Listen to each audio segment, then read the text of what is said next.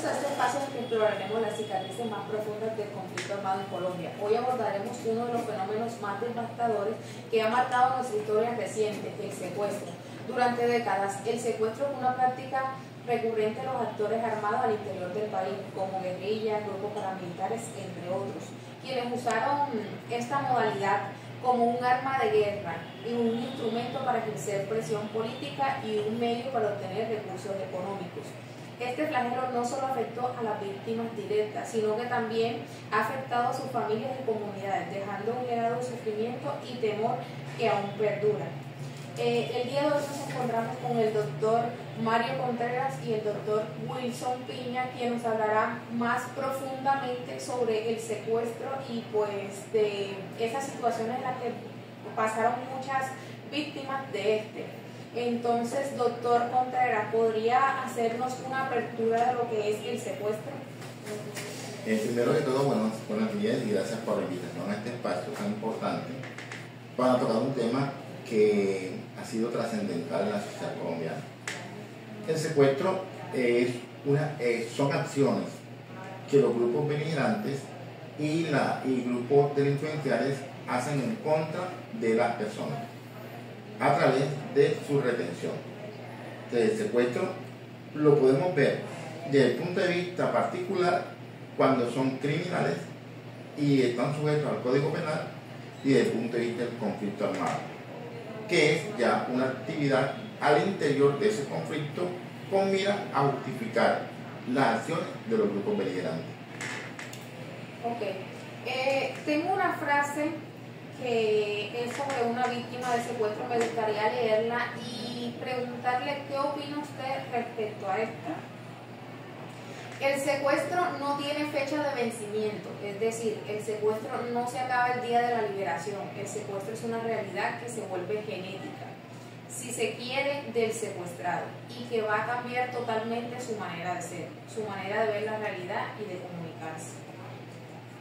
Pues la frase es muy profunda y trascendental y la podemos ubicar en que una vez se sucede el fenómeno, permanece perpetuamente al interior de la víctima directa, es decir, del secuestrado y su familia. Y eso va a marcar permanentemente hasta el último día de su vida los sufrimientos o las acciones que se hicieron al interior del secuestro. Por eso dice que no tiene fecha de vencimiento. Es decir, no importa si la persona se libera en cierto tiempo, posteriormente va a sufrir las crisis o los efectos de esa acción del secuestro. Okay. Me gustaría preguntarle cómo cree usted que incide en la vida de la familia el secuestro. Bueno, esa situación la podemos ver en varias dimensiones.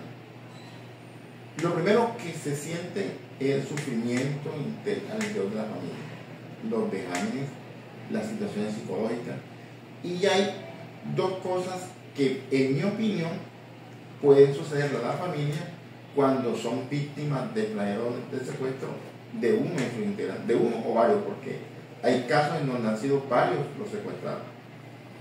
Primero, la desazón, la desconfianza, la crisis, la separación familiar, la parte económica, la separación de los hijos, las consecuencias con la familia al interior de la sociedad. Es decir, son una cantidad de elementos que se presentan como consecuencia del secuestro que afectan y entristecen a la familia como tal, tanto en el momento presente como en el futuro, y su actuación en la sociedad. Okay. Doctor Wilson, me gustaría que me respondiera cuál es el impacto que generó el secuestro. Bueno, primero que todo, muy buenos días.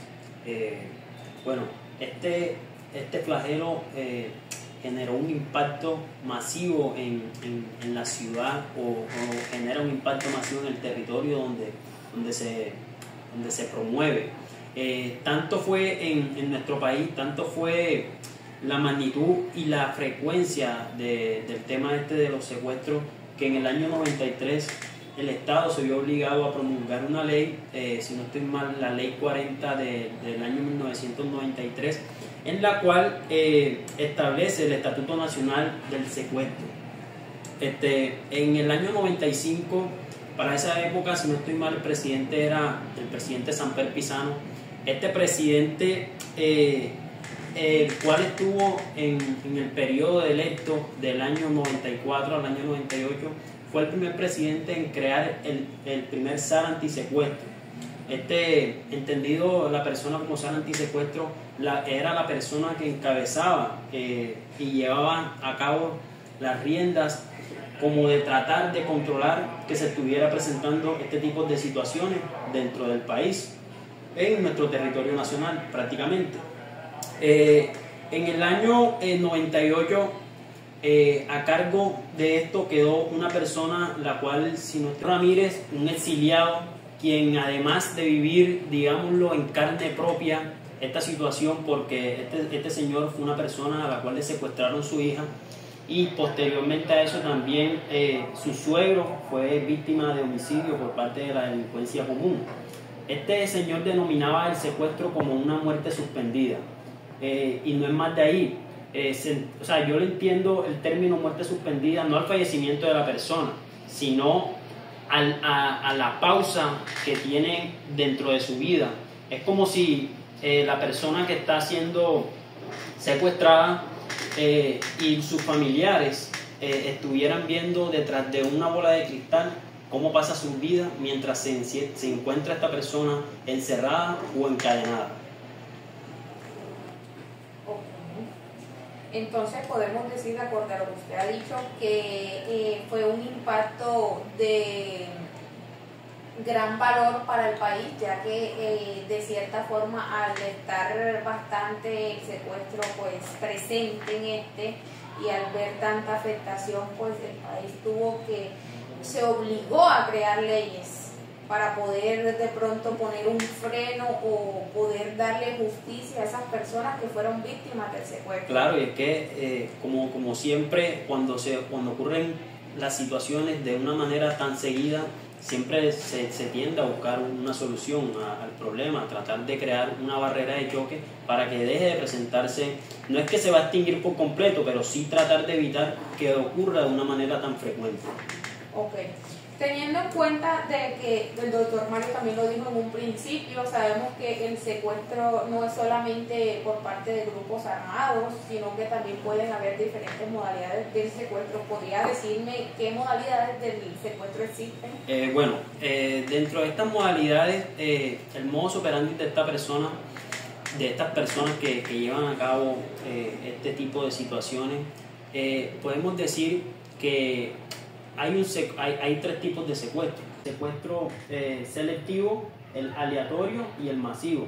En el secuestro selectivo, previamente se le hace, se escoge a la persona que se pretende secuestrar, se le hace un seguimiento, que este es el tipo el modus operandi de las personas que son captores de personas, y estas personas hacen un seguimiento y posteriormente a eso generan un plan para ejecutar y llevar a la finalidad su objetivo final, que es secuestrar a la persona. En el secuestro aleatorio podemos encontrar que únicamente no se designa a la persona que se va a secuestrar, sino que puede ser cualquier persona del común, y en esto no hace importancia, la estratificación social de la persona. Y en el secuestro masivo, en general, podemos decir que el secuestro masivo tiene una finalidad ya sea económica o política o militar. Bueno, ¿podrían ahora alguno de los dos, o doctor Mario, podría decirme cómo define la oficina en Colombia del Alto Comisionado de las Naciones Unidas el concepto del secuestro? Bueno, la oficina del Alto Comisionado para los Derechos Humanos de la ONU en Colombia es una dependencia que ejerce vigilancia y control sobre el comportamiento del respeto a los derechos humanos en nuestro país. Y lo define el secuestro. Ellos, a pesar de que tienen claro la diferencia entre el secuestro simple es decir, el secuestro común y el secuestro al interior del conflicto. Y al interior del conflicto definen el secuestro como la retención de personas, es decir, la toma de rehenes. Eso no es bien porque es el comportamiento tradicional que le ha dado la sociedad colombiana al flagelo del secuestro. ¿Cuál entonces sería la finalidad de utilizar la figura del secuestro económico, con fines económicos? Bueno, una vez que se abrió la puerta al secuestro económico, los grupos armados han estado utilizando esta figura como una fuente, digámoslo, una fuente de financiación. Y este tipo de figuras se da más que todo cuando se requieren por parte de los grupos una mayor expansión militar. Entonces, teniendo en cuenta ese concepto previamente, ¿podría decirnos qué es el secuestro extorsivo con fines económicos? Bueno, el secuestro con fines económicos no es más que aquel en el que los secuestradores piden dinero por la libertad, a cambio de la libertad de las personas que se encuentran retenidas. Este tipo de situaciones, como lo es el secuestro, el captor deshumaniza a la persona, tratándola más que todo como un objeto que puede ser canjeable. Doctor Contreras, ¿tiene algo que decir al respecto, abordar un poco más sobre esta modalidad de secuestro?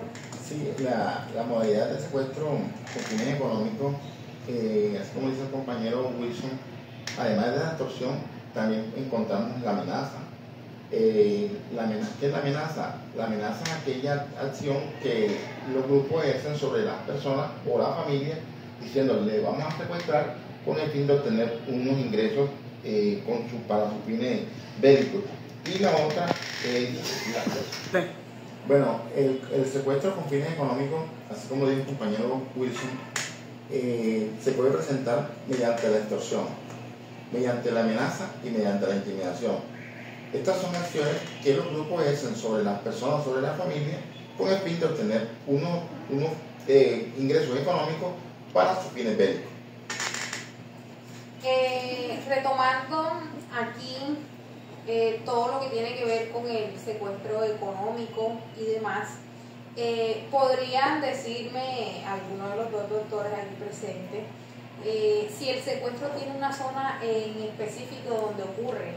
Es decir, ¿hay en Colombia zonas específicas donde se ve el secuestro o es toda Colombia? O sea, ¿cómo esos grupos o cómo esas zonas son más impactadas unas más que otras? Porque tenemos que tener en cuenta y pues sabemos que en Colombia en las diferentes zonas unas son mucho más afectadas que otras, donde hay factores que influyen también como ruralidad y la urbanidad. Entonces explíquenos un poco más cuáles son esas zonas que más se le puede encontrar o se puede reflejar esta figura del secuestro. Bueno, para darle claridad a las zonas, no hay zona exclusiva para el secuestro, para la práctica del secuestro. Eso se extiende a todo lo largo y ancho de nuestro país, este fenómeno, sobre todo al interior del conflicto armado, porque toda Colombia, parece mentira, está permeada por el conflicto armado. Los actores que tienen copado todo el territorio. Y si nos vamos en el tiempo, desde mucho tiempo hasta la fecha, todavía se presenta el fenómeno. No es una zona exclusiva, ni urbana ni rural, como inclusive las tácticas de los grupos que practican el secuestro son tan variadas que las aplican tanto en la ruralidad como en la parte urbana. Bueno, teniendo en cuenta lo que nos dice el doctor Mario, entonces sabemos de que el secuestro lo podemos encontrar en todas las zonas de Colombia, independientemente de donde se ubiquen o si son rurales o urbanas. ¿Podrían decirnos si hay algún grupo exclusivo que practique o se dedique al secuestro, o esto es algo que cualquier persona podría hacerlo? Decimos la claridad en lo que es el secuestro común. El secuestro común lo practican personas comunes que no tienen otro fin sino económico o cualquier otro fin que no sabe. Y el delito, el secuestro practicado por grupos combatientes, ya sea guerrilla o sea paramilitares.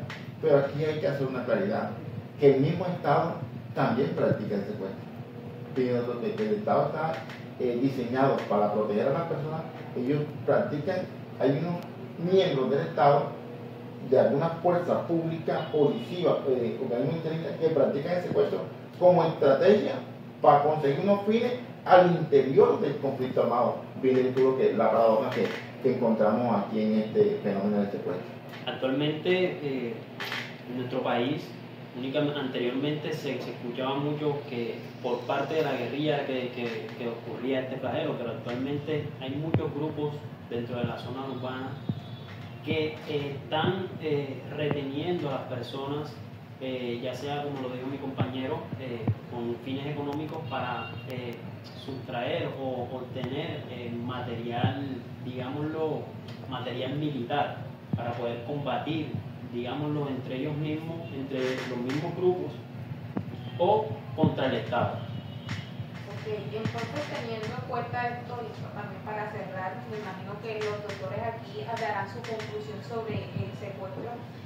Podemos decir que cualquier persona, o sea, no hay ninguna persona que esté exenta de ir a esta práctica, ya sea que lo practiquen como un secuestro común o inclusive estaríamos hablando de algo mucho más notorio, por así decirlo, que son los grupos armados, pero de estos tampoco se salva el Estado, porque el Estado también para cumplir sus fines o ciertos fines también practicaría este tipo de modalidad que sería el secuestro. Entonces, para cerrar, ¿podrían darnos una conclusión sobre el secuestro y todo al respecto a las víctimas y demás? Bueno, la Comisión de la Verdad hizo un recorrido por el tema del secuestro y nos dejó una información bastante inmensa sobre este fenómeno en el país. Y nos dio el dato, como lo vimos anteriormente, que comenzó con grupos que ni siquiera se nombran en el país o ya no son recordados, como el EPN, el Ejército de Liberación del Pueblo, y llegó hasta el conflicto armado desde el 16 de diciembre de 2016. Ahí se tienen información sobre el secuestro. Pero esta es una actividad, como lo mismo el informe, que permeó a toda la comunidad, a toda la sociedad, y se practicó por distintas personas. Inclusive hay secuestros que tenían una motivación política, una motivación económica, inclusive una motivación familiar.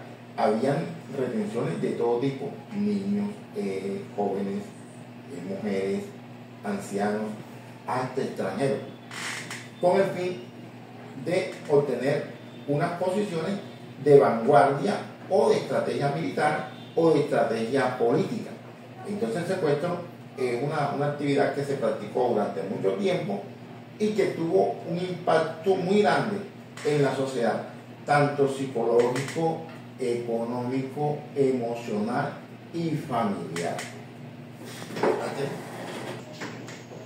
Bueno, como bien ya lo ha explicado mi compañero, podemos decir que este tipo de flagelos han tenido una regulación por parte del Estado, en la cual se han creado leyes que hacen, digámoslo, una barrera o una pared en la que puede mitigar un poco lo que es esta problemática. Estas problemáticas han estado reguladas por el derecho internacional, el derecho humano internacional y al igual que la Convención Interamericana de Derechos Humanos. Al llegar ya al final de este episodio del podcast y para poder despedirnos de los doctores, del doctor Contreras y del doctor Piña, quisiera que reflexionáramos sobre el secuestro, no viéndolo como una tragedia humana, sino como una grave infracción al derecho internacional humanitario y a los derechos humanos.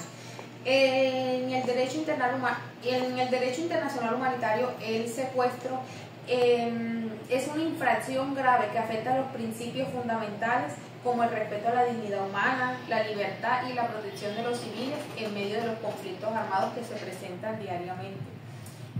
Sería bueno que viéramos o reflexionáramos que el camino hacia la paz y la justicia no es fácil, pero el compromiso con los valores universales del derecho internacional nos proporciona una guía ética y jurídica para evitar que estos crímenes vuelvan a ocurrir.